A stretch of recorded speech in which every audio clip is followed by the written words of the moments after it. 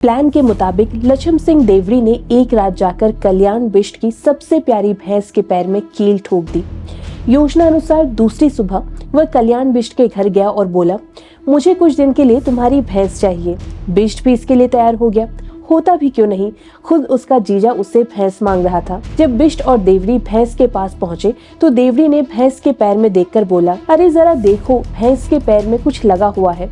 कल्याण भैंस के पैर से कील निकालने के लिए झुका ही था कि तभी उसकी गर्दन पर देवरी ने खुकरी से वार कर दिया। ये वार इतना गहरा और अचूक था कि उसे बचने का मौका नहीं मिल पाया। हालांकि आखिरी सांस लेने से पहले उसने देवरी को भी मौत के घाट उतार दिया था। देवरी के जरिए कल्याण बिष्ट के प्राण लेने की साजिश रचने वाला चंद राजा का दीवान सकराम पांडे कामयाब हो गया था, लेकिन वो बहुत दिनों तक इस खुशी का जश्न नहीं मना पाया। कुछ ही दिन में उसके घर में कई तरीके की दिक्कतें होने लगी। उसका बेटा अजीबोगरीब हरकतें करने लगा। जब जागर लगाई गई तो पता चला कि श्री कृष्ण के बेटे में कल्याण बिष्ट का भूत चिपका हुआ है। इसके बाद बिष्ट का मंदिर बनवाया गया और उसको पूजा जाने लगा। वैसे ही जैसे उत्तराखंड में अपघात मृत्यु मरे पितरों को पूजे जाने की परंपरा है, लेकिन कल्याण बिष्ट सिर्फ एक साधारण भूत या पितर नहीं था, वो इससे काफी ज्यादा बड़ा हुआ। ये वही कल्याण बिष्ट है जिसे कलबिष्ट के नाम से जाना जाता है। वो कलबिष्ट जिसे न्याय के देवता गोलजू की तरह न्याय करने के लिए मान्यता प्राप्त है, इसलिए इन्हें दाना गोलू देवता के नाम से भी जाना जाता है। गोलू देवता के मंदिर की तरह कलबिष्ट के मंदिर में भी चिट्ठियां और घंटियां लटकाई जाती है। यहाँ भी लोग चिट्ठियों और एग्रीमेंट में अपने दुख और परेशानी लिखते हैं और ये फरियादें मीलों दूर अमेरिका और ऑस्ट्रेलिया से भी आती हैं। पूरे बिनसर क्षेत्र में कलबिष्ट के जागर लगाए जाते हैं। कलवा देव कई परिवारों के कुल देवता हैं और कई के इष्ट देव भी हैं। यहाँ पर आप सोच रहे होंगे कि ये सब तो ठीक है, लेकिन कल्याण बिष्ट उर्फ कलवा को मारा क्यों गया था? आज कलबिष्ट या फिर कलवा देवता के तौर पर पूजे जाने वाला ये शख्स एक ग्वाला था जिसका काम सिर्फ गाय चराना और बांसुरी बजाना था। लेकिन फिर क्यों श्री कृष्ण पांडे एक ग्वाले को मारना चाहता था? आज आस्था के इस एपिसोड में हम आपको देंगे इन्हीं सब सवालों का जवाब। इसके साथ ही बताएंगे कि कैसे एक ग्वाला न्यायकारी देवता बन गया। आज इतिहास के पन्नों और लोक गाथाओं के आधार पर पेश है कहानी न्याय के देवता कलबिष्ट की।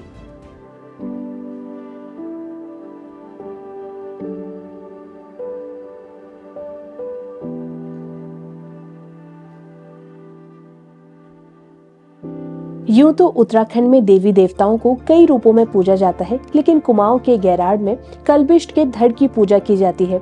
अब क्यों यहाँ पर सिर्फ इनके धड़ की पूजा की जाती है, इस सवाल का जवाब भी हम आपको देंगे, लेकिन उससे पहले जान लेते हैं कि कलबिष्ट आखिर थे कौन।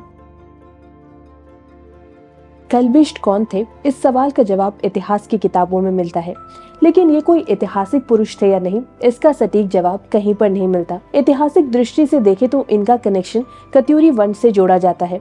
हालांकि इतिहासकार जैसे कि बद्रीदत्त पांडे और प्रोफेसर डी शर्मा ने भी इनका जिक्र ज्यादातर जगहों में लोक गाथाओं और लोक मान्यताओं के हवाले से ही किया है। माना जाता है कि कलबिष्ट आज से लगभग 250 से 300 साल पहले हुए थे, यानी कि इनका जन्म 18वीं शताब्दी के आसपास माना जाता है। बताया जाता है कि आज के अल्मोड़ा जिले के पटिया गांव के पास कत्यूड़ा कोट में कल्याण बिष्ट का जन्म हुआ था। प्यार से लोग इन्हें कलबिष्ट, कालू या फिर कलवा बुलाया करते थे। बताया ये भी जाता है कि कलवा का जन्म केशव कत्यूड़ी नाम के राजपूत के घर हुआ था। बद्रीदत्त पांडे कलबिष्ट के इतिहास पर रोशनी डालते हुए अपनी किताब कुमाऊं के इतिहास में लिखते हैं कि कलबिष्ट एक वीर और रंगीला नौजवान था। उसे बांसुरी बजाने और घने जंगलों में पशु को चराने में आनंद आता था। वह सुबह अपने पशुओं को चराने के लिए बिनसर के जंगलों में ले जाया करता था और वहीं पर जाके बांसुरी बजाकर अपना वक्त काटता था। बद्रीदत्त पांडे कलबिष्ट के पिता का नाम रामाहरण बताते हैं, वहीं माता का नाम द्रुपदा लिखते हैं। कई जागरों में उनकी माता का नाम सरमती और पिता का नाम रामा सिंह बताया गया है। प्रोफेसर डी शर्मा भी बद्रीदत्त पांडे के हवाले से बताते हैं कि कलबिष्ट एक वीर और रंगीला नौजवान था। अब क्यों श्री कृष्ण नाम का शख्स इसके खून का प्यासा हुआ, तो इस सवाल के जवाब में कई लोक गाथाएं प्रचलित हैं। प्रोफेसर डी शर्मा एक ऐसी ही गाथा का जिक्र करते हुए लिखते हैं कि कलबिष्ट हर दिन बिनसर के सिद्ध गोपाली नाथ नामक व्यक्ति के यहाँ दूध देने जाया करता था। गोपाली नाथ का पड़ोसी था श्री कृष्ण पांडे। श्री कृष्ण पांडे राजा का पुरोहित था। कलवा पांडे के घर भी जाया करता था। कहानी के मुताबिक श्री कृष्ण पांडे की किसी नौलखिया पांडे नाम के व्यक्ति से दुश्मनी थी। नौलखिया ने श्री कृष्ण और कलबिष्ट के बीच फूट डालने के लिए श्री कृष्ण की पत्नी और कलबिष्ट के बीच संबंध होने की झूठी अफवाहें फैला दी। भले ही श्री कृष्ण को पता था कि ये सारी अफवाहें निराधार हैं, लेकिन समाज में हो रही बदनामी से बचने के लिए उसने कल्पिष्ट की हत्या करने की योजना बना ली। कहानी को आगे बढ़ाने से पहले यहाँ एक और वर्जन भी आता है, जिसके मुताबिक जब कलवा बिनसर के जंगलों में बांसुरी बजाता था तो 9 लाख का राजस्व उगाने वाले कुलीन ब्राह्मण, जिसे यहाँ सकराम पांडे नाम दिया गया है, उसकी कला प्रेमी पत्नी कमला को उसकी बांसुरी की धुन काफी ज्यादा पसंद आती थी। लेखक लक्ष्मण सिंह बटरोही इस कहानी का सिरा खोलते हुए बताते हैं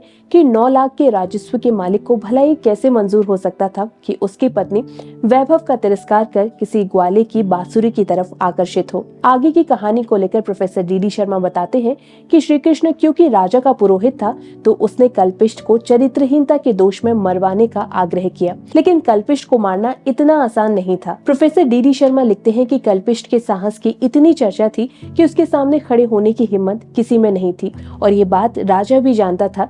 इसलिए उसने चारों तरफ घोषणा की कि जो भी कल्पिष्ट से युद्ध करने में समर्थ है वो सामने आए, और पूरे इलाके में सिर्फ एक ही व्यक्ति ने कल्पिष्ट को युद्ध में मात देने का साहस दिखाया, और वो थे जयसिंह टमटा। लेकिन कलवा ने मल्ल युद्ध में जयसिंह को भी हरा दिया। फिर एक दरबारी पाली पछाऊ के दयाराम पछाई के सुझाव पर राजा ने कल्पिष्ट को अपनी भैंसों को चराने के लिए 84 माल भेजा। कल्पिष्ट भैंसों को लेकर नथवा खान, रामगढ़, विनायक और भीमताल होते हुए 84 माल की तरफ बढ़ा। लेकिन जैसे ही वो पहाड़ से उतरने लगा तो कल्पिष्ट की टक्कर 16,000 मुगली सेना से हुई। इस घटना का जिक्र करते हुए बद्रीदत्त पांडे लिखते हैं कि कल्पिष्ट नथवा खान, रामगढ़, भीमताल से होकर भावर में गया।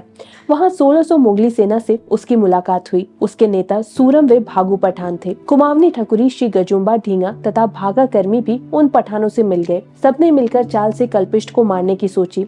उन्होंने एक मेले का आयोजन किया जहां हर जगह कल्पिष्ट को मारने की व्यवस्था की थी, लेकिन जब तक वे कल्पिष्ट को मार पाते उससे पहले ही कल्पिष्ट ने एक बड़े पेड़ की मदद से अपने दुश्मनों को मार गिराया। इसी श्री कृष्ण पांडे और दयाराम पछाई की वजह से कल्पिष्ट का सबसे अधिक प्रभाव पांडे कुल और पाली पछाई में पाया जाता है। पाली पछाई के फालदाकोट नामक स्थान पर उनके जागर लगाए जाते हैं। वहीं बटरोही बताते हैं कि नौलखिया पांडे कल्पिष्ट का बाल पाका नहीं कर पाया। जो ही वो कोई नई चाल चलता उसकी पत्नी उसके आड़े आ जाती। आखिर में नौलखिया ने कल्पिष्ट के प्राणों का रहस्य पता लगाने के लिए उसके जीजा लछम सिंह देवड़ी का इस्तेमाल किया, क्योंकि कल्पिष्ट के प्राणों का रहस्य सिर्फ उसकी बहन भाना को पता था। भाना ने भावुकतावश अपने पति को भाई की मौत का रहस्य बता दिया कि कल्पिष्ट के प्राण उस दुआरू भैंस के नवजात बच्चे के अंदर है जिसे वह रोज सुबह पहले दुआता है। ये उसी कहानी का सिरा है जो हमने आपको शुरुआत में सुनाई। कल्पिष्ट के मारे जाने की कई लोक गाथाओं में थोड़े बहुत अंतर मिलते हैं। कुछ लोक गाथाओं में कल्पिष्ट की हत्या का इल्जाम उसके ममेरे भाइयों में लगाया गया है। गैराड़ मोड़ में कल्पिष्ट का जो मंदिर स्थित है उसके सामने शिलालेख रखा गया है जिसमें बताया गया है कि किसी गलतफहमी के चलते कलवा अपने जीजा लक्ष्मण सिंह देवड़ी के हाथों मारा गया। एक रोचक बात यहाँ पर यह भी आती है कि गैराड़ मोड़ में आज जो कल्पिष्ट का मंदिर स्थापित है उसमें पुरोहित द्वारा बताई जाने वाली गाथा में नायक नौलखिया है, न कि कल्पिष्ट। कल्पिष्ट की धोखे से हत्या कर दी गई थी, जिसके बाद वो देवता बने और गरीब मजबूरों की मदद करने लगे। उत्तराखंड सरकार की तरफ से दिए गए विवरण के मुताबिक बहुत ही कम उम्र में कल्पिष्ट ने कुमाऊं के सभी शैतानों पर विजय प्राप्त की और उन्हें मार डाला। कल्पिष्ट हमेशा गरीबों और पीड़ितों की मदद करते थे। कल्पिष्ट को उनके निकट रिश्तेदार, जो कि पटिया के दीवान से प्रभावित था, उसने संदिग्ध रूप से अपनी ही कुल्हाड़ी से काट डाला। उनका शरीर गैराड़ में दाना गोलू में गिरा और उनका सर अल्मोड़ा से कुछ किलोमीटर दूर काफड़ खान में गिरा, और इस तरह दाना गोलू में धड़ गिरने की वजह से उनकी पूजा यहाँ पर गैराड़ गोलू के नाम से की जाती है। वहीं काफड़ खान में उनके सर की पूजा की जाती है। कल्पिष्ट देवता भी गोलू देवता की तरह गरीबों और लाचारों की मदद करते हैं। इनके मंदिर में भी लोग अपनी दिक्कतों को पत्र में लिखकर यहाँ पर चस्पा कर देते हैं। गोलू देवता की तरह यहाँ पर भी कई फरियादी चिट्ठियाँ और स्टैंप आपको देखने को मिल जाती है। यही वजह है कि इन्हें गोलू देवता का रूप या फिर भाई भी बुलाया जाता है। लेकिन जागरों, इतिहासकारों और लोक मान्यताओं में कहीं भी दोनों के एक होने का जिक्र ना के बराबर मिलता है। कई जगहों पर कल्पिष्ट को गौर भैरव का अवतार भी माना जाता है। भले ही कल्पिष्ट को लेकर कई अलग अलग कहानियां प्रचलित है, अलग अलग मान्यताएं भी प्रचलित है, लेकिन एक चीज है जो एकदम समान है सभी में, और वो है कि इनके दर से कोई खाली नहीं जाता। यही वजह है कि दूर दूर से लोग यहाँ पर अपनी फरियाद लेकर पहुँचते हैं। वैसे अब आप गेराड गोलू देवता के मंदिर में ऑनलाइन भी अपनी शंका और समस्याएं दर्ज कर सकते हैं। इस रिपोर्ट के मुताबिक मंदिर समिति की तरफ से इसके लिए वेबसाइट शुरू की गई है, जहाँ हर महीने 500 से ज्यादा फरियादी रजिस्टर कर रहे हैं। भक्त अब वेबसाइट में एक फॉर्म के जरिए देवता को अपने सवाल और इच्छाएं ऑनलाइन ही भेज सकते हैं। वो अपनी याचनाओं को स्कैन कर स्टैम्प पेपर पर अपलोड भी कर सकते हैं और इसे मंदिर समिति प्रिंट कर मंदिर में टांग देगी। खैर, उत्तराखंड देवों की भूमि है। यहाँ कई देवी देवता निवास करते हैं और ज्यादातर देवी देवताओं की उत्पत्ति और कार्यकलापों की जानकारी लोक गाथाओं और जागरों से ही मिलती है। इस मामले में कल्पिष्ट कोई अपवाद नहीं है। कल्पिष्ट को लेकर जो कहानियां हमने आपको बताई और जो आपने सुनी होंगी, वो संभव है कि अलग अलग हो सकती है, क्योंकि लोक गाथाओं का स्वरूप हर क्षेत्र के हिसाब से थोड़ा बहुत तब्दील हो जाता है। इसलिए अगर आपके पास कल्पिष्ट देवता को लेकर कोई भी कथा है या कहानी या फिर फैक्ट है, तो कमेंट बॉक्स में हमें जरूर बताएं। इसके साथ ही हमको ये भी बताएं कि हमारा ये एपिसोड आपको कैसा लगा। और जब आप कल्पिष्ट देवता के बारे में जान ही गए हैं, तो गोलजू देवता के बारे में भी विस्तार में जानना ना भूलें। आज तक इस एपिसोड में हमने बताया है गोलजू देवता आखिर कौन थे और कैसे वो न्याय के देवता बने। पूरी डिटेल जरूर देखें। इसके साथ ही इस एपिसोड को लाइक और शेयर जरूर करें और चैनल को सब्सक्राइब करना ना भूलें। धन्यवाद।